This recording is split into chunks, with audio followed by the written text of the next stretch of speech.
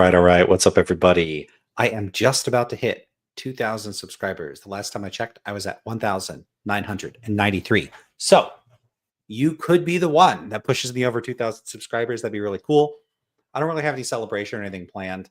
Just going to continue the endless crusade to defeat moral realism and have a final triumph for moral anti-realism. Yeah, that's the goal. So I think, well, I've been back on TikTok a bit. I posted a couple of videos over there where I talked about the over-comparison fallacy, and I responded to Nathan Nobis. And so Nathan Nobis posts content on there sometimes about metaethics. Posts a lot on other topics too, like applied ethics and, abortion debates, that kind of stuff. So I posted something over there. So you could check that out. But I was thinking it'd be cool to review some of the videos on metaethics over here on YouTube, the ones on TikTok, and react to those and see what I make of those. Just to get a little diversity of content. So I will ask people in the chat, if you know of videos that maybe I don't know about on TikTok, or you find them or something like that are related to metaethics, I would be happy to react to those.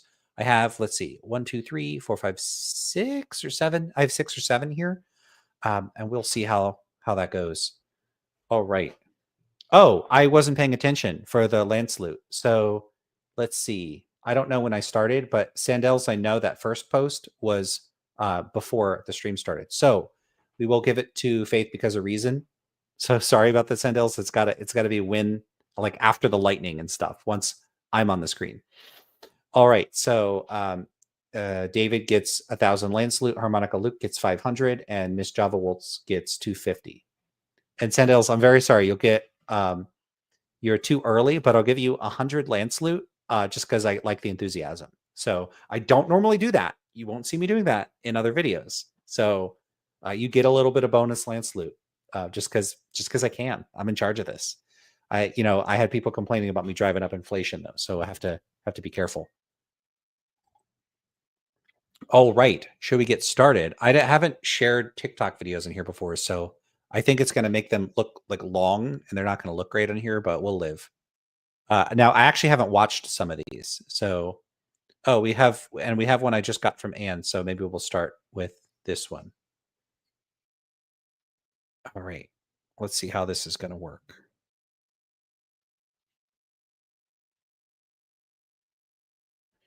It's all disorganized on here. So I have the windows in an order on my other screen, and then when I look on the list to where to share them, they're completely out of order. It's very weird. I don't know why that is. Where's the Anne video? Ah, there it is. Oh, right. Oh, we don't need the comment. Oh, well, whatever. All right, let's play. I haven't heard this, so I don't know how this is going to go. Only say about the individual. What makes Andrew's morals worse than yours? Oh, let's start this from the beginning. But they can only say about the individual. What makes Andrew's morals worse than yours so long as it's subjective and interpersonal? Nothing. Okay, so we've got a comment here that Anne is going to respond to. And this, if you don't know, is presumably related to Anne and Andrew Wilson's conversation on, well, it was on a bunch of topics, but part of it was dedicated to metaethics, and they did discuss that a bit. So this person says, but they can only say bad. They can only say bad to the individual. What makes Andrew's morals worse than yours, so long as it is subjective and interpersonal? Nothing. So the question is ambiguous, and what I would say is that it would be wrong relative to my standards or Anne's standards or whoever's standards are the standards the one is relativizing the moral claims to. So when they say nothing, that's not true. I mean, you could always parody this sort of thing by saying something like this. Food can only taste good or bad to the individual. What makes Andrew's taste preferences worse than yours, so long as it's subjective and interpersonal? Nothing. It doesn't make a whole lot of sense. Like, what makes them worse? Do you mean worse according to some non-relative standard? Because then, sure, it's trivially true that nothing would make someone's taste preferences worse than mine, because there's no indexing. Worse relative to my preferences or relative to their preferences. If you don't think that something can be worse in some non-relative way, then sure, nothing can be worse in a non-relative sense. So what? That's the whole. It's just a entailment of the position that nothing is worse in a non-relative way. Things could be worse in a relative way, and it'd be really weird to present like relativism about food preferences as though a person is incapable of making judgments about food being good or bad. It wouldn't make any sense. And why would it make any more sense to say that sort of thing here? It wouldn't. So let's see what Anne has to say. Oh, we have someone. Gabriel says, hello, this is the first time I've been able to catch a stream live, and I just want to say that I absolutely love what you're doing. You're quickly becoming one of my favorite channels on the whole platform. Well, that's nice, because I just started reading it and I had no idea where this was going to go, because I do that and it's irresponsible, because it could be that your next sentence was, just kidding, you're the worst, I hate you, ha ha ha. It could have been. So now people are going to start doing that. Anyway, thanks so much for saying that. That's nice. Someone actually just asked me if I ever get fan mail, and I have got a few emails of people saying that they like the channel, which is really nice to get. And this is very similar, so I really appreciate it. Thank you. What's up, Big L from Jimothy?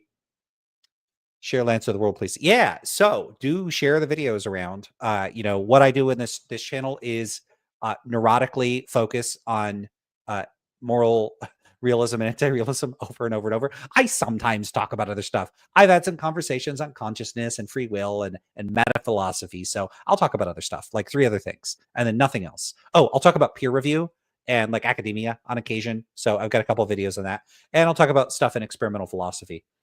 So if you don't know what that is, Google it, figure it out. All right. And we got Nitty here.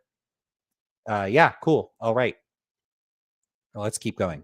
So there's 2 responses that I'll give here. That depends on what you mean by what makes it worse. Worse stance independently? Well, I don't believe that there are stance independent moral facts. So they're not worse by that standard. So the short answer to that would be nothing. Nothing makes them stance independently worse. However, they are stance dependently worse. And by that, I mean that they are not the values that I hold. They're less preferable to me, or not preferable at all. So subjectively, they are worse. There's a secondary claim that's usually brought up after people say things like this. And it's something along the lines of, well, then you can't really disagree with another person. It's just their opinion.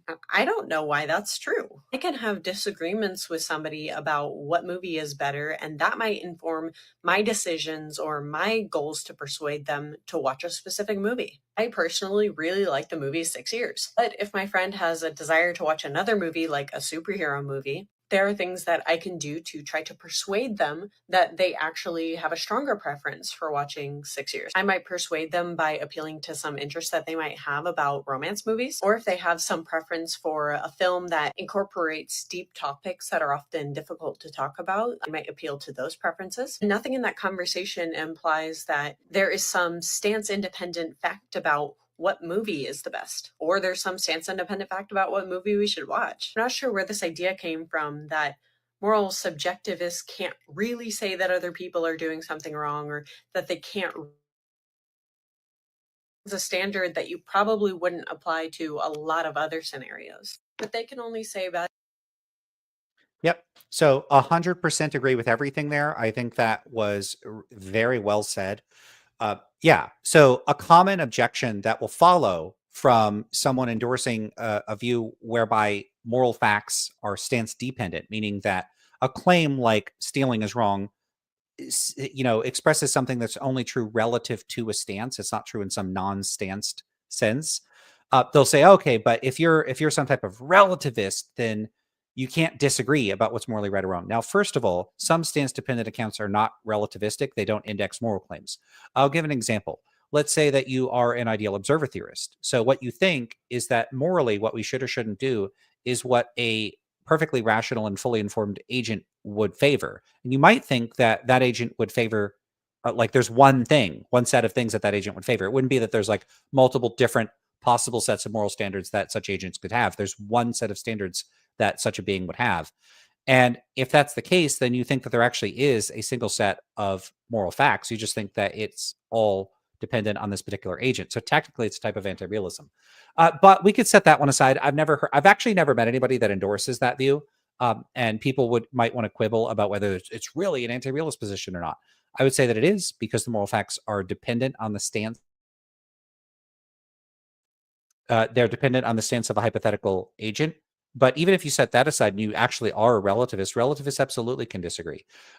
The way I would frame it is a little different than what's stated here. Not that I disagree with any of this. I mean, we could just begin with the observation that people obviously argue and disagree about all sorts of matters of taste. People argue about movies. They argue about what TV shows are good. They give ratings for restaurants. You could go on Yelp. You could go on IMDb. Everyone knows that these things exist. Everyone argues about this stuff all the time. Now, when people argue about these sorts of things, do we presume that they must think that there is some sort of stance independent fact of the matter about which movies are good or what food is good? Of course not. I don't think that we typically presume anything like that. And if you don't agree, go out and do the research on this. I do not think you will find that most people are aesthetic or taste realists about these sorts of things. So if that's the case, well, people are doing all the sorts of things you would expect of people that are in a disagreement or an argument. So, unless you want to radically revise your conception of what a disagreement is, no, people disagree about matters of taste. So, you have some tensions here. You have to either be a realist about the taste preferences in music and movies and TV shows and food and that sort of thing, or you'd have to think that what they're doing is not actual disagreement; it's some kind of pseudo disagreement. Both of those, I think, are a lot more implausible than nope. These people are really disagreeing about matters of taste, and they're not realists about those things. So I think that philosophers have somehow convinced people that relativists, with respect to morality, can't disagree because. Give me one moment.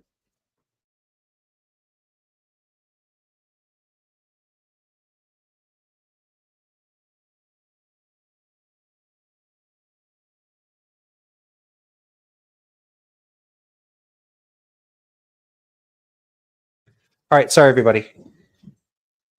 Okay, so what was I saying? Oh, right. So where was I at? Sorry, I had family stuff. Someone came in and they were talking to me for a second. All right, where was that? Where's that? Disagreement. So I forgot what I was saying. That really messed up my flow. Give me a second. I'll have a drink and I'll recollect myself.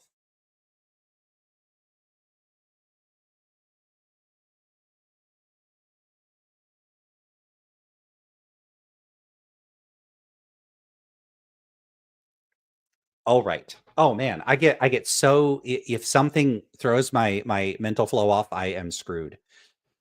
Okay, so what was I saying? I was saying that people, yeah, they just do disagree. Right. Okay, now I remember. Good. Okay. Sometimes it takes a second. All right, so take the observation that people argue about music or movies or TV or whatever, food. Now, you have a few options with how to account for this. One option would be to say that these people are actually gastronomic realists, cinematic realists, aesthetic realists. They're realist about all these sorts of things. You could make sense of them all disagreeing about these things without supposing that they must implicitly be committed to or even explicitly endorse that there are stance independent evaluative facts about what movies are good and what food is good, independent of anybody's preferences, anybody's attitudes, anything like that. I think that's ridiculous. And also, I take that to be an empirical question for which we have absolutely no good evidence at all that people are gastronomic realists and aesthetic realists and that sort of thing. So you have another option, which is to say, yeah, that stuff might look like disagreement, but it's not really disagreement. Now, philosophers love their intuitions and they love to talk about what's plausible or not plausible. So now just imagine a scenario where someone is saying, The Matrix is a great movie. You're wrong. And the other person's like, no, you're wrong. Look, you've got this, and they're pointing out plot points in the movie and stuff about the special effects or whatever. And the other person's like, look, it's a great movie because it was so groundbreaking and innovative and it did this and it did that. And the other person is saying, yeah, but the acting is not that impressive. And, the rest of the series is kind of spoiled by the sequels not really being that good. They're presenting arguments. They're evaluating one another's arguments, and they might even persuade one another. Now, one thing that can happen when two people disagree is that they could disagree about the non-evaluative or non-normative facts. So imagine two people are arguing about, it doesn't even matter what it is, the death penalty, right? So imagine you have two people that are utilitarians. They want to maximize utility, and one of them is in favor of the death penalty and the other is not. Now, if you ask each of them why, they'd say, well, one might say, well, I think the death penalty is an effective deterrent. It prevents crime and ultimately maximizes utility. Another one says, No, it doesn't maximize utility. It has very little effect on deterrence, and the rates of executing people that turn out to be innocent is far too high, and ultimately it encourages savage, violent impulses in society. It makes us more retributive and more vengeful, and we need to move away from that as a society. And so it's not merely symbolic to get rid of it, but it actually a society that is committed to minimizing deaths is a society that cultivates a better sentiment mentality in its population, and that's better for maximizing utility. And hey, it doesn't work anyway. So you have these two competing sides. Now, they actually both agree on a more fundamental normative moral principle, which is that you should maximize utility, but they disagree on the empirical facts about whether or not capital punishment actually maximizes utility. And so they could hash it out and argue about whether or not it maximizes utility, and someone would turn out to be right.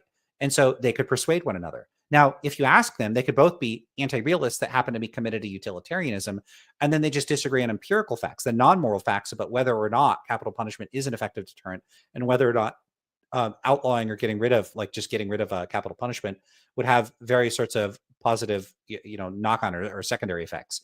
So people can and they do argue about points within a shared intersubjective framework, even if they don't think that subjective framework stands independently true. Cultural relativists can argue. So you could have two people that are both members of the same culture and they disagree about a moral issue because they disagree on what the general cultural consensus on the issue is. Again, that would be a matter of empirical fact. So this idea that relativists can't disagree with one another, I mean, one, is just straightforwardly false. Cultural relativists can definitely disagree, and people that share intersubjective standards can disagree, and people can engage in intersubjective disputes where they appeal to non-moral or non-evaluative facts, non-normative facts, in an effort to convince a person that something is good or bad relative to that person's own standards. So this could even occur if you don't have a shared standard. You could know someone else's movie preferences. Let's say a friend of yours likes science fiction movies, and they see this movie and they don't actually know it's a science fiction movie. They think it's like a romance movie. And they're like, I don't want to see that. That movie's going to be terrible. And you're like, no, you would like it. And they're like, why? And you're like, I know it looks like a romance movie. It's actually a science fiction movie because really it's about androids. And I know that wasn't advertised and blah, blah, blah. I mean, this maybe isn't particularly plausible, but people can have misapprehensions about what a movie's about. And then they could go, oh, it's a sci-fi. Huh. All right. Well, let me check it out then. So a person can just not be aware of certain sorts of descriptive facts. And on becoming aware of those descriptive facts, that could change their evaluative or their normative stance on some matter of moral consideration. The same could even be true at a more abstract level. You could convince someone that is an anti-realist and a utilitarian to stop being a utilitarian if you present them some thought experiment where they recognize that they have an inclination that's inconsistent with their commitment to utilitarianism. Or it could be that you bring up psychological or epistemological issues where it would be difficult to figure out how to maximize utility, or there are issues with the commensurability of different types of psychological states. And so, there's not like a single scale according to which you could add up and compare and weight moral value. So the utilitarian might go, oh no, there's these insurmountable problems for being some sort of strict classical utilitarian. I have to abandon the view. I'm not saying I endorse any of this. I'm just saying that you absolutely can raise concerns and argue with someone that is just a committed anti-realist. And this idea that anti-realists can't disagree, they can't argue, relativists specifically. There's not a nice way to put it. It's just bullshit. It's just not true. There's one thing that moral relativists can't do, which is they can't disagree about what the non-relative moral facts are because they don't think that there are any. Well, of course they can't do that for the same reason atheists can't disagree about like what God decreed. So one person says God decreed X and one says God did not decree X. They don't have a stance on that because they don't think God exists or not. I mean, they could say God didn't decree anything, but it could be that someone's saying God decreed like on the mountain or off the mountain, like whatever, some religious dispute. Like they would think it was neither. They would be a kind of an error theorist about those sorts of claims. And so then they wouldn't be able to readily engage in a disagreement that presuppose certain sorts of facts or considerations that they don't endorse. So that is how someone could view a relativist. But sure, of course, a relativist isn't going to disagree about non-relative moral facts. They could disagree about everything else. So this idea that relativists can't disagree, it's predicated on characterizing disagreements as disputes about propositional claims. So a moral disagreement, the way philosophers treat it, as one person asserts it's morally wrong to X, and then another person says it's not morally wrong to X. And these are presumed to be propositions for which there is a stance independent fact of the matter. And those people, what constitutes the disagreement is a disagreement about what the facts are. So what critics of relativists will say is, well, if I'm indexing my standards and you're indexing your standards, if I'm indexing my moral claims to my standards and you're indexing your moral claims to your standards, then when I say, abortion is not wrong and someone else says abortion is wrong, I mean something like Lance does not disapprove of abortion. And they mean something like whoever they are. Let's say Alex. Alex does disapprove of abortion. Well, then those claims, it would be true that I don't disapprove of abortion, and it would be true that they do disapprove of abortion. There's no disagreement. We both agree on both of those facts. So how could we disagree? So what I like to say about this, and I have a sloganized form for this, maybe it's a little cheesy, is I say, we don't just disagree about what's true, we disagree about what to do. So imagine an abortion clinic where there's a bunch of protesters outside and a person is going in to get an abortion. And as they're going in, these protesters are screaming at them like, abortion is murder. It's murder. What you're doing is wrong. And then imagine I show up and I start arguing with these people. Now, some of those people might be realists. And they might say it's objectively wrong. But do they have to think it's objectively wrong? No, they don't. They don't want people to get abortions. So let's say they're all anti-realists. Now, how would we explain what they're doing there? Well, why are they yelling at a person? Because, hey, they think abortion is so, the standard control, if they're all relativists, is abortion is inconsistent with their moral standards. What do they care if abortion is consistent with that other person's moral standards? Well, think about it. Do you think that if someone says, hey, abortion is inconsistent with my moral standards, that if they're arguing with somebody, they're like, hey, I'm trying to argue with you about what's true, whether abortion is stance independently permissible or impermissible? No, they're not just arguing for that. And if they're relativists, they could be arguing for that. It's not just that they disapprove of abortion, they don't want people to get abortions. And so when they're yelling at this person saying abortion is murder, abortion is wrong, they're trying to get the person to not get an abortion or to feel bad about it if they do, or whatever it is. They have various sorts of social objectives. And one of those is that they want to live in a world where there are less abortions and they don't want people to go voluntarily get abortions. Meanwhile, other people that show up and argue with them, they do want people to be able to get abortions if they want to get abortions. And so they don't have to disagree about what's true. They have a conflict about what kind of outcomes they want to achieve in the world. And so this is why I say there aren't just disagreements about what's true. There are disagreements about what to do. The other example I like to give is if you and a group of friends, let's say there's 5 or 6 of you, decide, let's order 3 or 4 pizzas. You have to figure out what pizza toppings to get. And you can't just get mushrooms on all of them if one person hates mushrooms. And you're going to weigh those sorts of considerations against one another. So if one person's a vegan, you don't have to get cheese on all the pizzas. Maybe you get no cheese or vegan cheese on one of the pizzas. If somebody's allergic to tomatoes, you might get like a white pizza instead of a pizza with red sauce. So you work that out. Now, is there a stance independent fact of the matter about what toppings you ought to get on the pizzas? No, that's absurd. It's a matter of negotiation. Now, people will argue. They'll say, let's not get mushrooms this time. We got them last time. I'm getting sick of them. We keep ordering mushrooms on all the pizzas. Or someone else might say, but can you get this on can you get the cheesy stuffed crust? And someone else might say, no, we don't want that. It's not even that good. And it costs too much extra. So people can raise points. They could argue. They could dispute what to get on the pizza. And when they're doing this, they are appealing to considerations where there are presumptive shared intersubjective norms that they're expecting one another to be responsive to. It should matter to them if one person said something like, hey, I'm buying the pizza, so we're getting the toppings I want. It's pepperoni and extra cheese on all of them. Everyone might go along with it because they're like, well, it's free pizza, whatever. And then like the one vegan's like, all right, I'm out, or I'll pick the pepperoni off or whatever. Well, they still have cheese, but you know what I mean? So the next time around, someone might say, hey, you picked last time, let me pick this time. And they might go, all right, no, fair enough. Now, is there a stance independent fact? I don't think so. There need to be, and do they need to believe that there is a stance independent fact about how they should negotiate pizza topping selection in order to resolve that issue and to have one of them go, all right, you pick this time? No, they could just both agree. Yeah, okay, I got to pick last time. You get to pick this time. They're just making up rules. They're just, doing whatever. They don't have to think that there's some sort of objective fact that makes it the case. It doesn't have like the universe, like we reflect on our intuitions, we get truth tangles, and we're like, when we imagine the objective moral facts, one of the things that we know is that whenever in any situation in which a group of friends are ordering pizza and one of those friends previously decided what the pizza toppings would be, that now the turn goes to somebody. And how is this decided? Do you roll dice? If there's 6 group, you roll 6-sided die, each person gets a number. There's an objective fact about how this is determined? It was ridiculous. No, we decide on this stuff. And there doesn't have to be any stance independent fact of the matter. We could decide on the rules. We could decide how we negotiate the rules. We could decide how much weight we put on this stuff.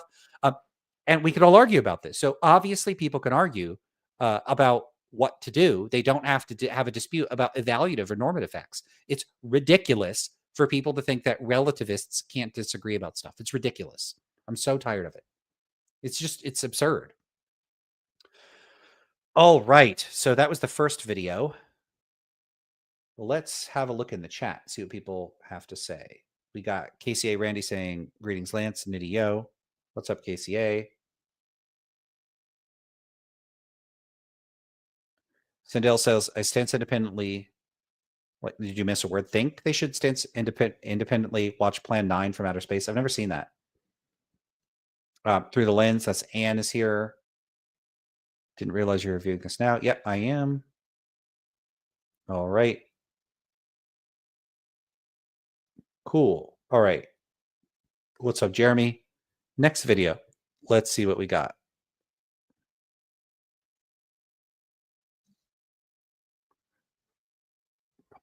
Oh, I might have reviewed this before, but what the hell? Let's do it again. Where is that? Here it is.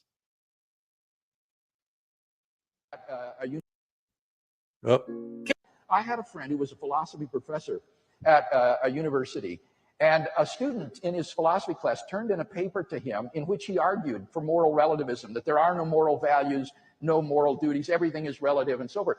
And my friend put an F on the paper and sent it back to the student, even though it was a good piece of work. And the student came into his office angry and said, how can you give me this F? This was a good piece of research. How can you do that?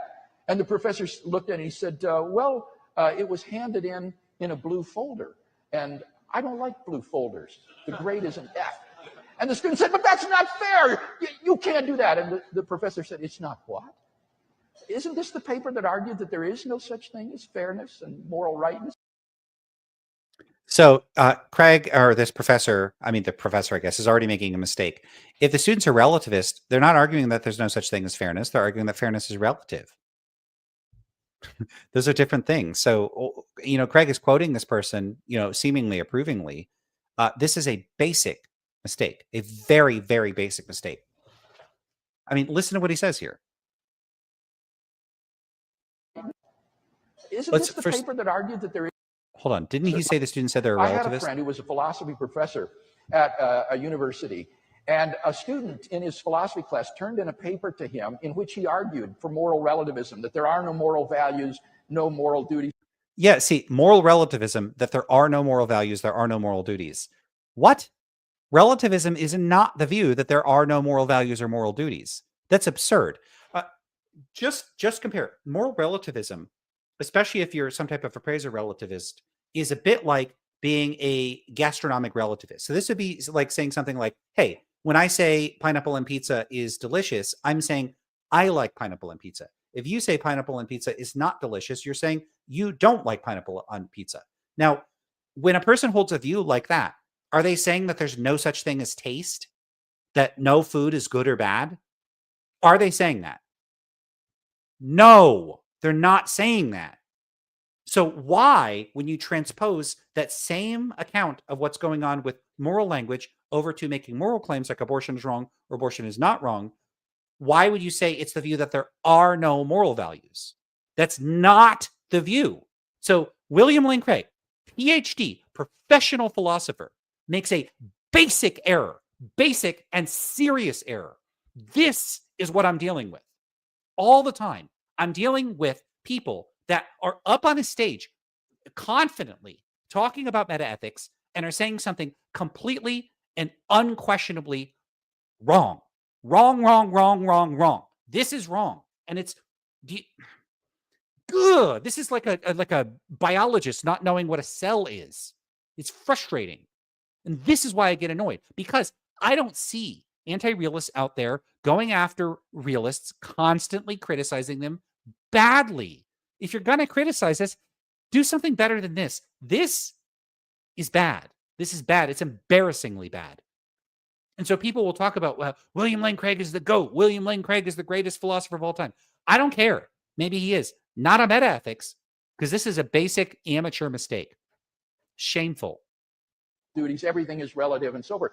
And my friend put an we already F saw this part on the paper. And the student said, but that's not fair. You can't do that. And the professor said, it's not what? Isn't this the paper that argued that there is no such thing as fairness? No, it's not, because relativism is not the view that there's no such thing as fairness. What if the student's a cultural relativist and they think moral facts are fixed by the standards of your culture? Well, you're both members of the same culture, presumably. Like if they're, maybe, we don't know because he didn't specify, in which case you'd be subject to the same moral standards. Or they could be an individual relativist, some type of subjectivist, and they could think, well, I have a standard that you should grade people fairly by these and these and these criteria. Don't you? So they can make an intersubjective appeal. There's absolutely nothing stopping the student from saying this is unfair by your lights. So this is performative nonsense. It shows a fundamental misunderstanding on the part of the professor about what moral relativism is. It shows a negligence or fundamental misunderstanding on the part of William Lane Craig to speak of this so approvingly. This is ridiculous. And moral rightness and wrongness. And all of a sudden, the student got the point. He got the point. What was the point? What was the point? That the professor doesn't know what the hell they're talking about? At that point, the professor changed the grade to an A and turned it back into the student. I think the student learned more through that experience than he did through writing the paper. Now, this story sounds apocryphal to me. This sounds like the sort of thing people say has happened, but it doesn't really happen. But I don't know. Well, let's take Craig's word for it that this happened. I hope that in the future, if professors do this, that students object. They could, in fact, hey, they should play this video for the professor and say, nope. Lance Independent has pointed out how you don't understand metaethics. So, haha. So you get an F, professor. So I hope that happens. All right. All right. Yeah. Ms. Travel says, I've heard the story a few times. This friend seems like a very popular guy. Yeah, that's what I'm saying. It really sounds apocryphal because I've heard several people tell the story. So they all have this friend that did this. Yeah. A little suspicious. But again, I'll just take his word for it.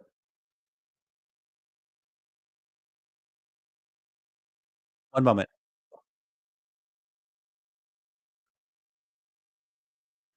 Yeah, I'm not going to play that video. I don't like when people get too graphic and horrible with the kind of examples they use. What else we got?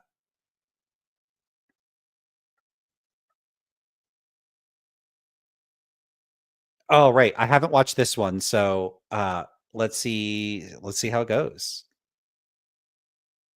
I hope that there's nothing horrible in this video.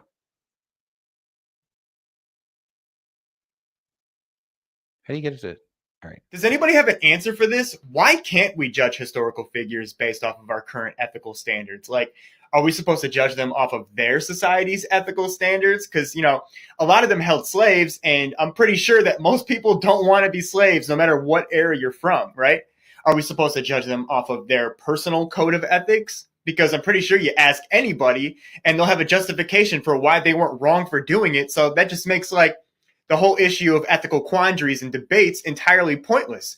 Like, there's no reason to grow as a society. I hear this so often, slavery is a part of the time, so you can't really blame them for that. And it's, like I said before, nobody wants to be a slave. So it feels like this argument is purely in defense of people who are powerful enough to institute slavery in the first place. Which at that point, why can't we judge power? This line of thinking just prevents you from examining the ethical distance between a past and present society, right? Like, you can't look at history and think about how far we've come or how much more we need to grow.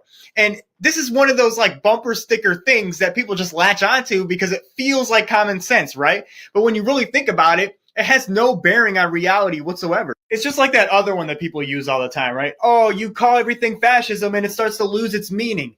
Well, what does that even mean? Well, yeah, that sounds like it's veering into not metaethics. I disagree with him. Seems like a perfectly reasonable thing to say. Why can't we judge people in the past by our present standards? We can, and we should. So, some people that are agent relativists might think that moral facts are fixed by the standards of the people living at the time, and you have to judge them by their standards. But you don't have to, even as a relativist, and you certainly don't if you're some other type of anti-realist. You judge them according to your own standards. If you're an appraiser relativist or an expressivist or an error theorist fictionalist or whatever it is, that you happen to endorse as an anti-realist. So yeah, that seems pretty reasonable. Not really any objections there. Oh, right. Already covered that one. Let's have a look at the chat. Students should fail for not seeing the obvious trick. Yeah, I mean, it's a trick. A student could say you haven't done anything wrong by your standards, but neither will I by my standards when I go to the university and get you punished. Yeah, that'd be pretty funny. Modern Moralist says, Modern Moralist here. Welcome, welcome. Clashman III says, would you be interested in talking to someone who specializes in aesthetics? I'm curious about the debate in metaethics over moral value compares to aesthetic value. Sure. I might not have as much to say to it. I do have a paper with my colleague, David Moss, on meta-aesthetics. So you could check that out. It's on experimental philosophy of meta-aesthetics. So I technically publish on aesthetics, which is a little weird. I don't really think of myself as someone that does that. Okay. I don't know what's in this next video either. Even after thousands of years of ethical theorizing, Hold on. we still can't agree on how we should. Let's start it from It the seems that even after thousands of years of ethical theorizing, we still can't agree on how we should live our lives, making a lot of us come to the conclusion that morality is subjective, a matter of opinion, or relative to our cultures. Moral disagreement is seen as one of the data points that make people lean towards cultural relativism. However, it's actually something that the theory struggles with. Let's say I'm having a moral debate. Under cultural relativism, if I say murder is wrong and they say murder is permissible, as long as our respective cultures endorse our claims, both of our statements are true. However, they contradict each other because they're mutually exclusive, which is bad for relativism. Theories... They don't contradict each other. What? Wait, what? Where did he get that they contradict each other? However, they contradict each other because is wrong and they say murder is permissible. As long as our respective cultures endorse our claims, both of our statements are true. However, they contradict each other because they're mutually exclusive. That's not true. I don't know how he made an error this huge. Okay, so if you're a culture relativist, and let's say you're an agent culture relativist, what you think is that when your culture says something like, what was it? What did he say? Murder was permissible? What was the moral standard? Each other. As long as our respective cultures endorse our claims, both of our statements are true. However, they contradict each other because... All right. So if in our culture, we say murder is impermissible, as an agent relativist, what that means is something like murder is inconsistent with the standards of our culture. And then that's true. The fact is fixed by the fact that it is inconsistent with the standards of our culture. And then if you're talking to like the predators or whatever he showed there, and they say murder is permissible. Did I say permissible already? I mean impermissible for our culture.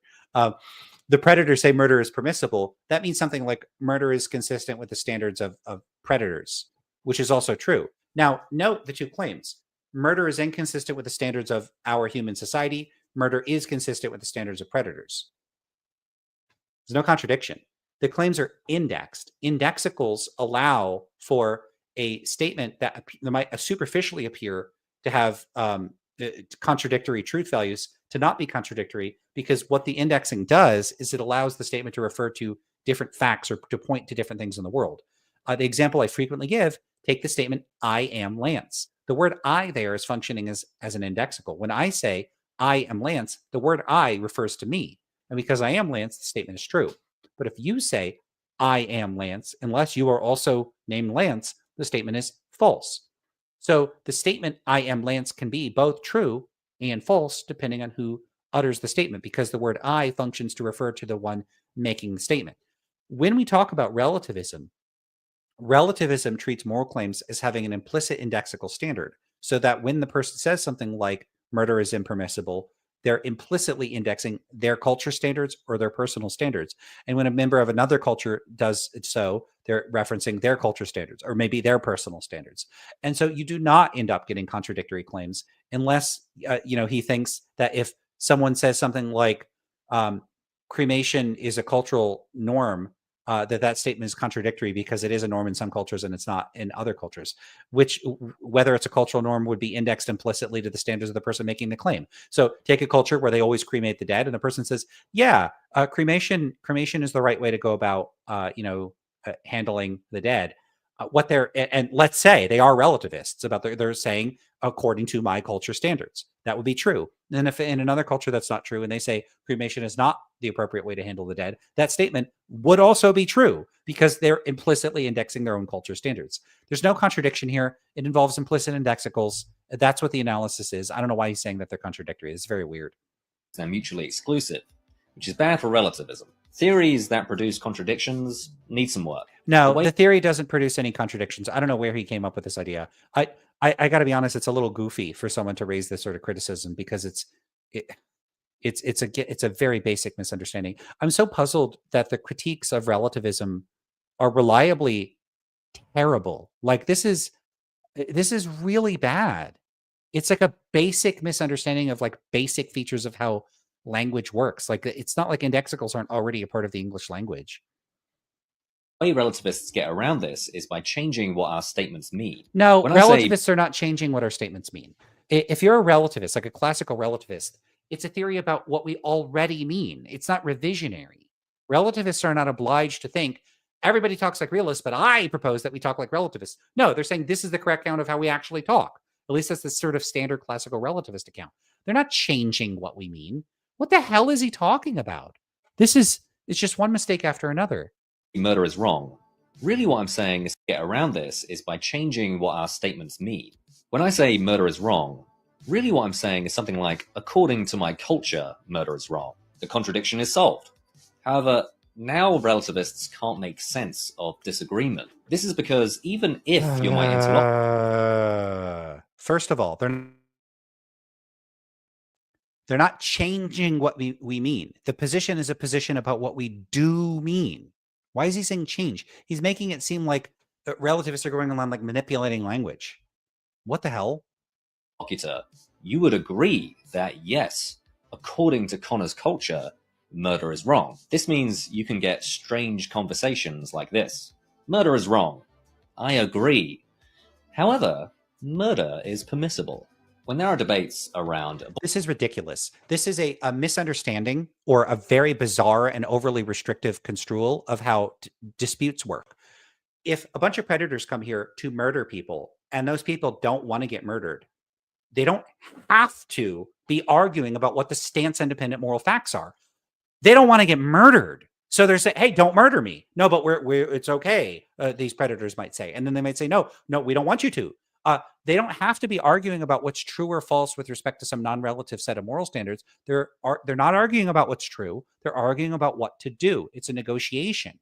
It's a dispute about actions and outcomes. Let's say a person approaches another person and says, give me your wallet. And they're like, no. I'm like, no, hand it over. And they threaten the person. And the person's like, I'm not going to give you my wallet.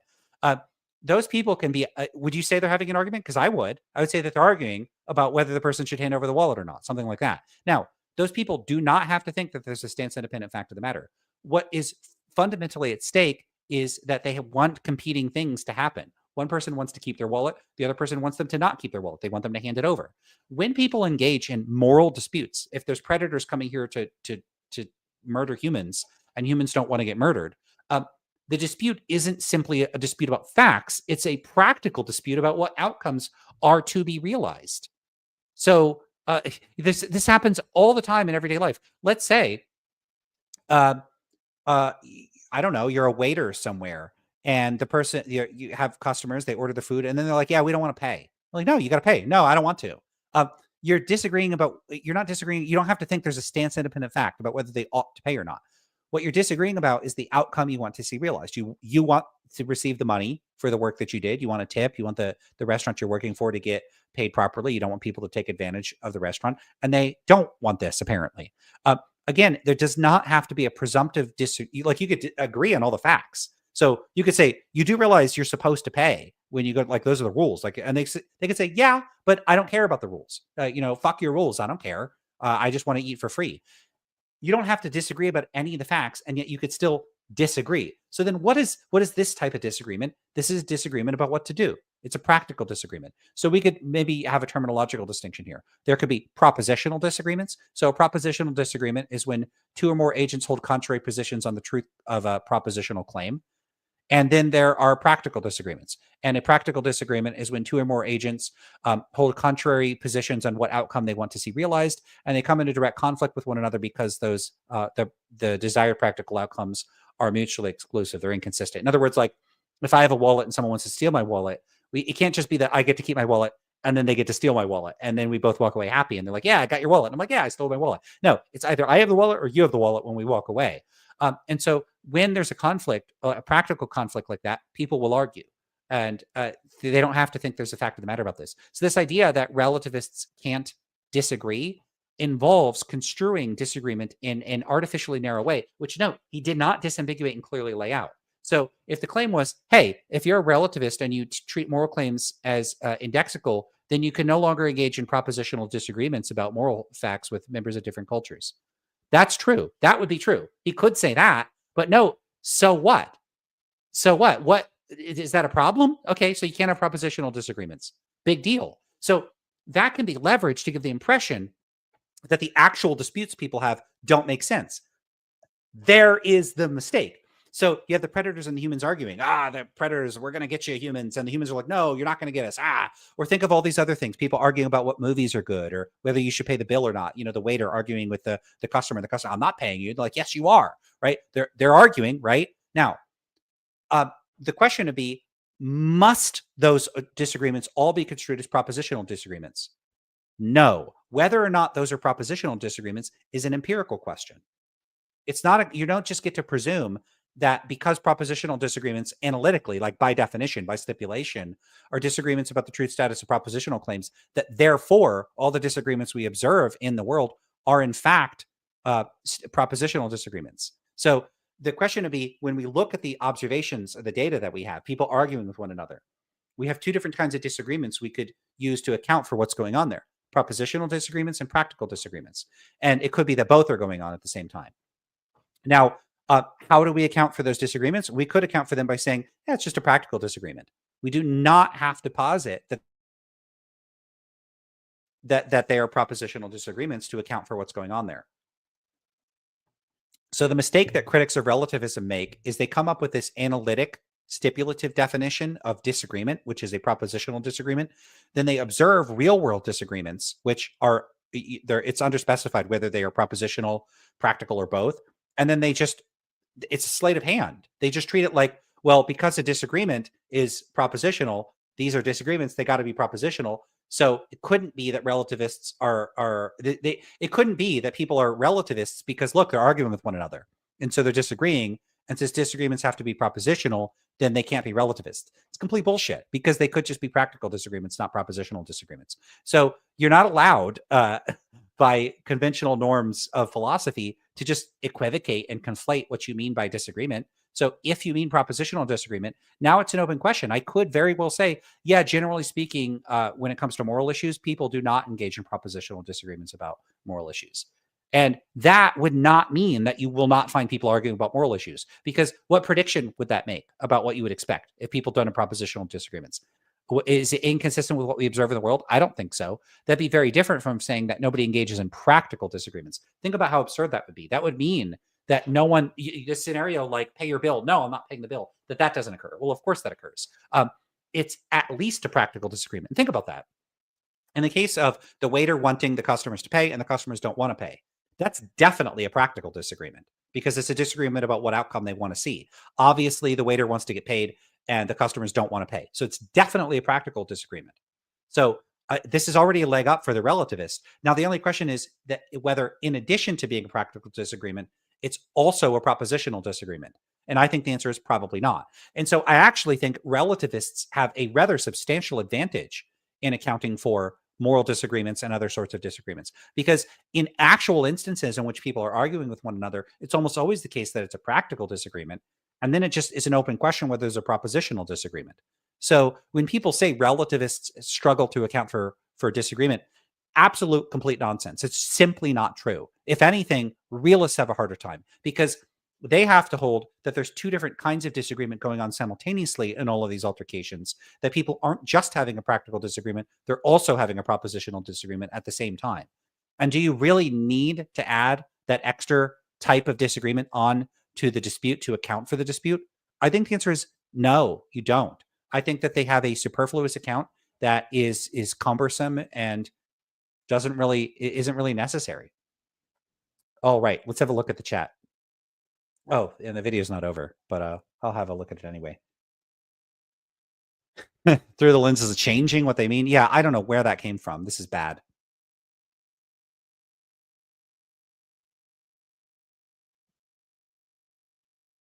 All right.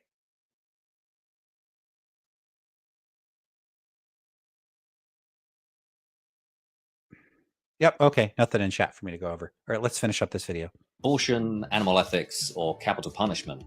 It seems that people really are disagreeing with each other. Relativism. What does he mean by really are disagreeing with each other? I agree. People really are disagreeing with each other. They're practical disagreements. They're not propositional ones. Has a hard time explaining that.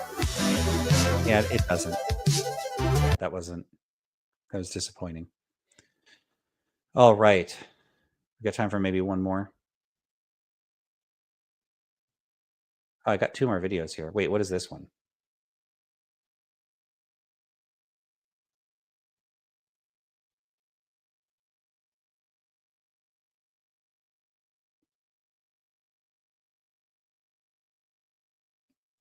All right. Okay, let's do this one.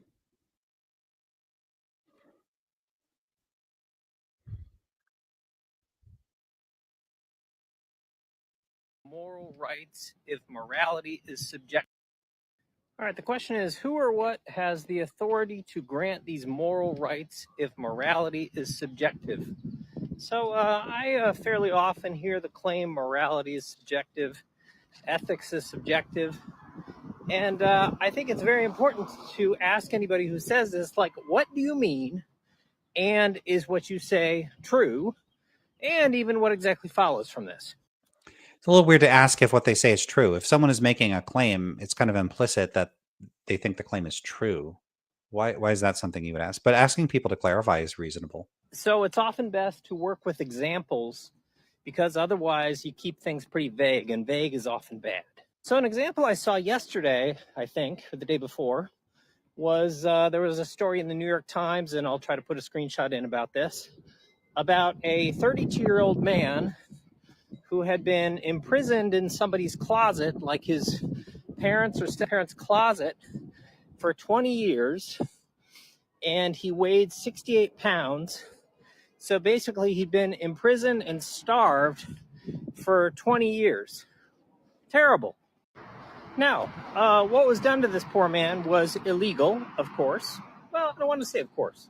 It was illegal, but what if it hadn't been illegal? If it hadn't been illegal, most people are going to say, well, it should be. And why would they say that? Well, because it's profoundly wrong what they did to that man. Profoundly wrong. So that's not a problem. Yeah, so you can say it's wrong because you disapprove of it. That's consistent with anti-realism. So I don't know why that's going to be any sort of problem for a relativist. They violated his rights. They did all sorts of terrible things to him, and that was profoundly wrong. So what he's describing so far is a first-order normative moral judgment, and that's going to be consistent with most realist and anti-realist accounts. So far, the kind of response he's describing wouldn't in any way indicate that the person in question is a moral realist. They did. Now, would you have any reasons to give to think that what they did to that man was wrong? I bet you do. I could bet you could come up with lots of reasons. Although your first reaction might be, well, it's obvious why what they did was wrong.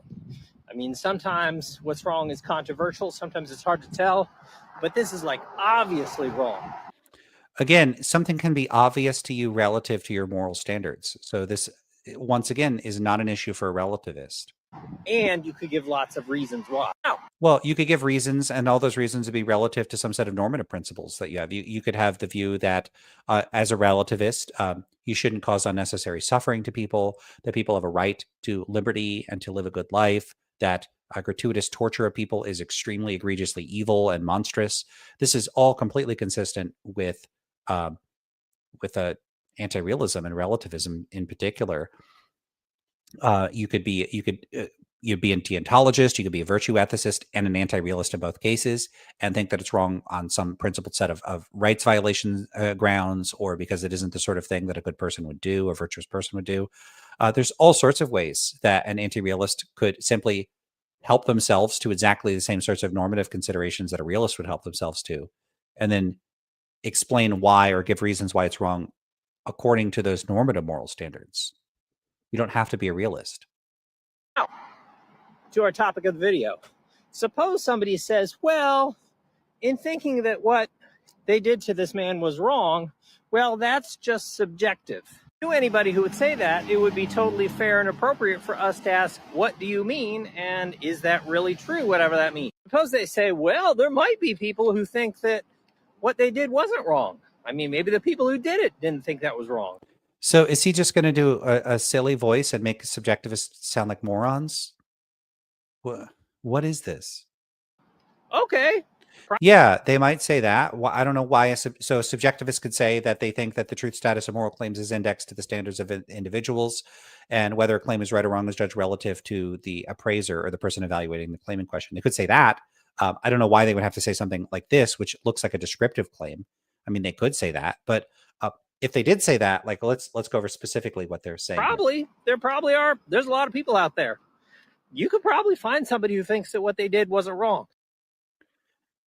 And is that really true, whatever that means? Okay. Suppose they say, well, there might be people who think that what they did wasn't wrong. I mean, maybe the people who did it. Right. So they might say that. So they might say some people would not think torturing people is wrong. You probably could find somebody that does not think torturing people is wrong. So that'd be a descriptive claim. And he seems to be agreeing that they're probably right about that. And I agree, too, that they're probably right about that. But it's trivial. Didn't think that was wrong. Okay. Probably. There probably are. There's a lot of people out there who thinks that what they did wasn't wrong. So what? Just because. Yeah, I agree. But who is he responding to? I mean, are these just like the worst bottom of the barrel relativists or subjectivists that he's talking about? Because I could go find a realist that says something very silly and then do a video about, ask realists what they mean and then point out some examples of silly things realists say. It's not going to be a good, objection to moral realism. Because you can find somebody saying something doesn't mean it's true. Just because somebody says some crazy thing doesn't mean we should believe them. So if the observation is that, well, it's subjective, meaning people sometimes have different views here. Yeah, but like that's true of like everything. I mean, take every topic. He's not wrong about this. And he's also not wrong that a lot of people will do this. So although I'm being a little critical, I actually encountered this quite a bit myself. So I think I'm on Nathan's side on this, although I don't like the way he's describing the relativists here. You do have a lot of people that will just say, well, moral facts, they're different. Different people have different moral standards. Yeah, so what? It's not like that has any implications any of the rest of us are obliged to care about. So I agree with Nathan about this. Like people will point to descriptive facts about like the fact that different cultures or individuals have different moral standards and then be like, and so therefore, as if this is supposed to have some sort of practical implications. Like I'm supposed to go, oh, well, in that case, I guess it's okay for them to do it. Or, oh, in that case, I guess we shouldn't stop them from doing it. Like what is the takeaway? What do they want me to do? Like pointing to descriptive facts that I already agree are true is completely philosophically irrelevant and kind of a silly thing to do. So, but people in fact do this. So I can only object so much. I do wonder why you would target people that and criticize people that have these sorts of views. If you're going to engage with subjectivism, like I would explicitly say, look, there are some people that have pretty silly defenses of relativism, subjectivism, anti-realism. Here are some of the silly defenses, and here's why those are a problem. But he's not drawing a clear distinction between people that present good defenses or comparatively worse defenses. It's like just here's what subjectivists may say. It's just not clear what he's supposed to be engaging with here. You can find people with some contrary views on the topic. Does that matter much? No. Does anything interesting follow from that? No, not straightforwardly. Yeah. I mean, right. Oftentimes we think, well, you have this crazy view, and that just shows you just don't know what you're talking about, or you're irrational, or you're crazy, or you're dumb, or you're just being contrary, or something like that. It's not like we should believe you or take your view seriously, because you got no evidence for it, no good reasons for it. So this takes us to a second potential meaning of subjective. Maybe if somebody says ethics is subjective, they mean to be suggesting that, well, if somebody thinks that what they're doing is okay, then it's okay for them to do. Question. Yeah, so that's agent relativism. It sounds like he's specifically describing individual agent relativism. It's a pretty horrific view, because it would mean that, like, if someone thinks it's okay to torture people, then it's good for them to torture people in a way that you would have to acknowledge. Like, you would have to be like, yeah, it's good for them to torture people. That's that's an insane view. I would never endorse that. I wouldn't even want to be around a person that endorses that. So agent relativism like that, it's not good. But there are other types of relativism. Let's see if he ever brings up appraiser relativism. I will be very happy if he does. Does anybody really believe that? Seems like no. Suppose we learn about what happened to that man, and we're appalled. Suppose we found out, his parents or whoever who did this abuse, they didn't think they were doing anything wrong. To them, it was fine. Do we react? Oh, that man wasn't wronged. They didn't do anything wrong to that man because they were okay with it. No, we don't have that reaction. We don't have that reaction because, in general, believing something to be the case doesn't mean it is the case. If I somehow believe I'm a billionaire, does that mean I'm a billionaire? No. If I somehow believe that I'm the King of England, does that make me the King of England? No. There's not particularly good comparisons. If I believe that chocolate ice cream is tasty, is chocolate ice cream tasty? Yes, because it's indexed to my standards. So it's really going to depend on what standard you're comparing it to. If ever does believing something to be the case make it the case. That seems to be true with ethics also. Well, okay, so he throws it seems to be true. It doesn't seem that way to me. It seems like it does make ethical claims true. So I think relativism, seems much more plausible to me than realism. Just because somebody happens to believe that what they did wasn't wrong, that doesn't make it not wrong. At least almost nobody seriously thinks anything like that. If he's confining the claim to agent relativism, I would agree with him. But although I do think some people actually might endorse something like that, but he hasn't yet drawn any distinction between agent and appraiser relativism, and it's not so clear. If people are not agent relativists, it does not entail that they're realists. They could be some other type. They could have no particular metaethical position at all. They could be an appraiser relativist. They could be a constructivist of some kind, ideal observer theorist. They could be an error theorist. They could be an expressivist. There's a whole bunch of other anti-realist positions other than agent relativism. Those are two meanings of subjective. I'm sure people could mean other things, but for each, we could wonder, is that really true? Do people really believe that? And does that sort of really entail that... it doesn't sound like he's going to talk about appraiser relativism. Whatever is not wrong or wrong. My guess is probably not. And my guess is that people call certain things subjective. They say ethics is subjective, basically to try to get out of thinking about issues. You can be really mindless and thoughtless and uninformed and sloppy if you think ethics is, quote, subjective, because, hey, whatever you think has got to be correct. Whatever you think has got to be correct. Don't ethical intuitionists think this? So, hey, how do you solve moral questions? You think about them, and your intuition tell you what the moral facts are. So, one could make a similar accusation against realists that they think that you just obtain knowledge of moral facts by thinking about it. Or at least some realists might think that. Or they might think it's an analytic. So if you're an analytic naturalist, you might think the same thing, or an ethical intuitionist. So non-naturalists, analytic naturalists, maybe only some type of synthetic naturalist would not think this way. But this would cover a whole big chunk of moral realists, where you could similarly accuse them of it's just a way to just flatter yourself that your personal intuitions have to be right. And I don't think that would be true. I think realists are sincere. I think a lot of relativists are sincere too. So, this is a bit of psychologizing about the motives of relativists at the end. It may be true for random students you may encounter in a class that haven't really put a lot of thought into this. But what matters ultimately for whether relativism is correct or defensible isn't like its least capable defenders, like why they think what they think, but its most capable defenders. So why is he targeting the least capable defenders? That being said, Jeremy has some objections. So Jeremy says, Lance, I don't think you acknowledge often enough the sort of relativist stereotype these guys often have in mind, a far leftist who applies cultural relativism to issues connected with colonialism.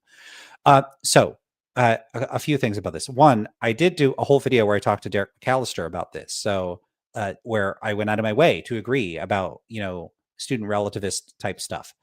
Second, I mean, is this a reasonable way to critique relativism? To say, hey, there's some stereotype I have in my mind about what relativists are like, and I'm gonna draw on that. I don't think so, because I could draw on some stereotype of specific realists I've encountered. Someone that has like a rigid, dogmatic, very smug mindset, and then say, see, so I ran into this smug, obnoxious, very, very rigid person. Look how realists are. And that wouldn't be a good objection to realism. It would just be, pointing to certain features of some realists I ran into as if that has any relevance to whether realism is a defensible position or not. Whether moral relativism is a defensible position or not just doesn't turn on the specific demographic characteristics or features of the kinds of relativists that philosophy professors happen to routinely encounter or think about. So, sure, do I not acknowledge that they are stereotyping people often enough? Maybe not, although I certainly have acknowledged it several times. But I don't think that really justifies constantly caricaturing relativism as if this just is what it is, that it is its least plausible incarnation, and that it is somehow to be identified with the kinds of less defensible views that like random people happen to have. All right.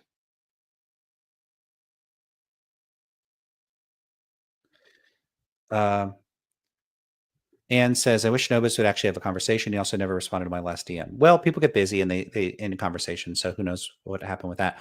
I would be happy to talk to Nathan. I know, and I'm actually quite sympathetic to what he says about the lack of value in a lot of debates out there. So I've seen some of his other videos on other stuff besides metaethics. So I'd be happy to have a discussion with him. I don't want to have a debate. I do debates. I don't actually have a problem with doing them, but if he doesn't like them, double thumbs up to that. I totally get that. I'd love to talk to him. He is welcome to reach out to me, have a private conversation, or a live stream or a recorded one, whatever he wants to do. I really like talking to moral realists. I like to understand how they tick and what they think and why they think what they think. And I'm happy to have them, hold my feet to the fire and question me. So, and again, it doesn't have to be a debate at all. Certainly doesn't have to be a formal one, but I think it'd be great to talk to him. All right. I think that's going to do it for me. Just past an hour. That's good for me. I got dinner in the other room, so we will wrap it up there, everybody. I had a lot of fun. I'm not going to stick around and handle extra comments or anything today. I'll just call it quits right there. I think that's it for the videos I wanted to cover anyway. All right, everybody, that was fun. I am on the road to 2,000 subscribers. So if you haven't already subscribed, do consider subscribing. And I want to break that 2,000 limit as soon as I can. That'd be cool. Do a little video about that as well. Let's see where I'm at now. I'm actually going to check. I also reached 150 videos on the channel as well. So that's pretty cool. Let me go check. Still 1193. I didn't get a single subscriber from this stream. That's a bummer. That's okay, though. All right, so hopefully I hit that 2,000 pretty soon. Do please like the video, subscribe to the channel if you haven't already. Leave a comment in the comments section. Go check out some of these TikToks. As I've started saying, just to head this off in advance, if you do, go comment. If you like do a stitch and post a response to somebody, or you comment on the TikTok video, be polite. Don't be a jerk. I do not want to get known for reviewing videos and then people go over there and they hassle people or harass people or are rude or obnoxious to people. It's not my vibe. That's not my style. I don't want that. And if you start doing that, I don't know what I can do, but like, yeah, what if you start doing that? Like, what am I going to do? Like, was it threaten you? That's ridiculous. There's nothing I could do. But don't do it. I will criticize you if you do it. So please don't. All right. I saw 7 comments here. Oh, this is cool. All right, everybody. Thank you. Just people saying peace and stuff. All right, everybody. Take care. Have a good night. I am super hungry, so I'm going to go grab some dinner.